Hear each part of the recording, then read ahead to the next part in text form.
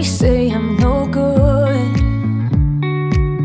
Keep putting doubt in my mind. You're so in love with yourself, and now I'm so sick and tired. You keep saying that you're leaving, but if seeing is believing, why are you still lying here up in my bed? In their respective capacities. Good afternoon, ladies and gentlemen. Here is a scenario. Long time ago in Saudi Arabia, during the Jahiliyyah period, women were considered as full of misfortune and that they would even bring poverty. Imagine, the merciless natives resorted to burying every female child born alive. Wow. This was known as infanticide. Ladies and gentlemen, my name is Naziwa Letitia, Senior 5. I'm profoundly honored to stand for such an attentive audience to address gender stereotypes. I believe a question has already been triggered in your mind. What are these gender stereotypes? These gender stereotypes are simply generalized beliefs or assumptions about the characteristics, roles, and behaviors that a society considers appropriate for individuals based on their gender, typically male or female. Ladies and gentlemen, more of these examples of the stereotypes are as follows. Sometime back in China as well, women were still perceived as misfortunes, and they were not even allowed to face people. Imagine? They were not allowed to face people, and they would move with their faces down. Back to our own home, Africa. They were also considered as misfortunes in that if a man met a woman on their way, they would consider that journey as an unlucky one, and to some extent could even cancel it. Apparently, some stereotypes claim that men or boys are naturally better at sports, technology, or even leadership roles. They furthermore say that men are naturally better at maths, sciences, unlike the women. It is even furthermore baselessly claimed that women are not as good at maths, sciences, or leadership roles, unlike the men.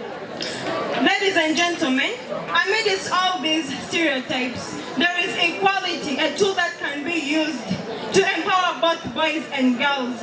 Equality can promote diverse leadership among boys and girls.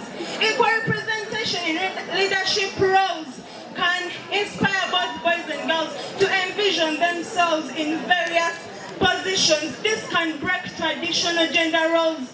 It is even evidenced in countries like Tanzania that are developed. A lady, Samia Suluhu, is the president of the republic. Ladies and gentlemen, let's rewrite the story. Every child matters regardless their gender. Thanks for your wonderful audience. I beg to submit.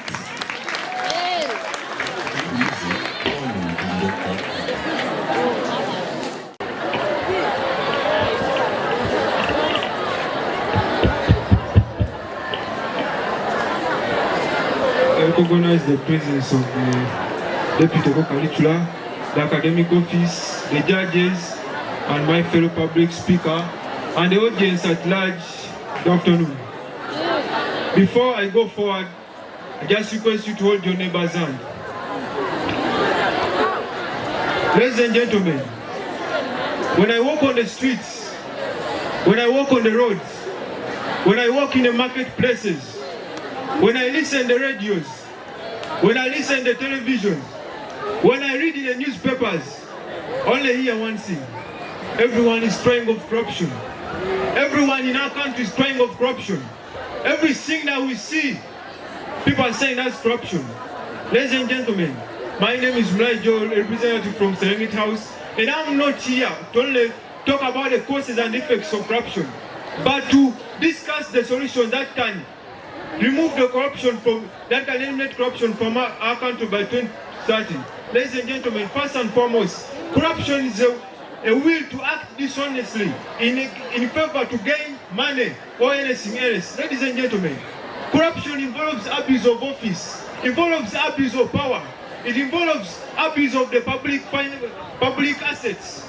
Ladies and gentlemen, the causes of corruption in our country tonight are caused by high levels of unemployment and job insecurity. If someone has a job but is not having the satisfactory that he can still maintain a job, instead of using the money allocated, he'll use it for his financial gain.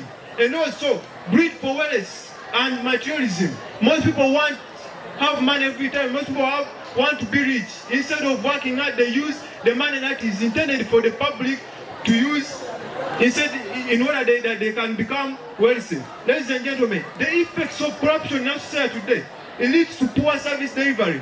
For example, look at the roads that go to your homes. Are all the roads in a correct state? Not all roads are in the correct state, which means the people who are supposed to make the roads properly, they use the money for their own benefits, which means they are putting bad services for us, isn't it? It also scares away the investors. If an investor wanted to come and start investing in the country, the person responsible is asking for money, which means I will run away. The money that is intended to be invested will be taken away. Ladies and gentlemen, if it's not me, then who? If it's not now, then when? Ladies and gentlemen, it starts with us. The solutions to take away corruption from our country. We should enhance transparency. For example, the government should come and declare the citizens the projects that are going on and provide clarity about them instead of hiding that people don't know what's going on. Ladies and gentlemen, it's through international cooperation that when a minister steals money and goes and builds a house in Kenya, the government of Kenya can come and say this person has illegal property in our country, so that we can foster that international cooperation. Promoting civic engagement, educating the citizens about their rights and responsibilities. Please sum up. Ladies and gentlemen, it's time that we can stand on our feet and work for our country. We must live together as brothers, but if we don't, we shall perish together as fools.